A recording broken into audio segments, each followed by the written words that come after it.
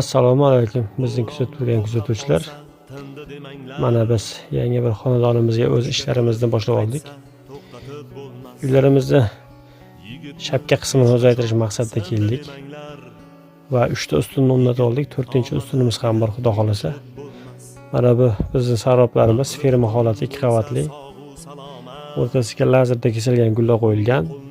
4x4 qalin profildan ishlatganmiz, xudo xolasa. Bu eng uzun sarrofimiz 12 metr 7 cm. Bunisi kalta tomoni 4 metr 85 cm.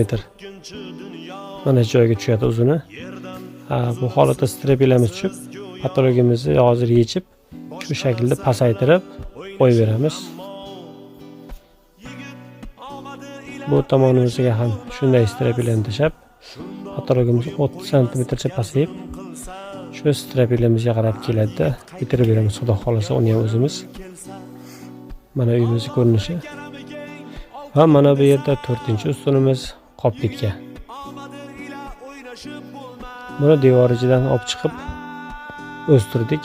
Endi ertaga davom ettirib tepasini ham bitiramiz. Ya bismillah. Mana lesan ustiga ham chiqib oldik. Uyimiz shu ko'rinishda, shu balandlikda turibdi ustunlarimiz.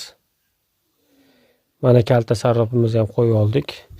Bizning qo'yib bo'lishimizga yomg'ir ham yog'ishni boshladi. Bizning kuzatib turganlarga rahmat. Sog' bo'linglar, salomat bo'linglar.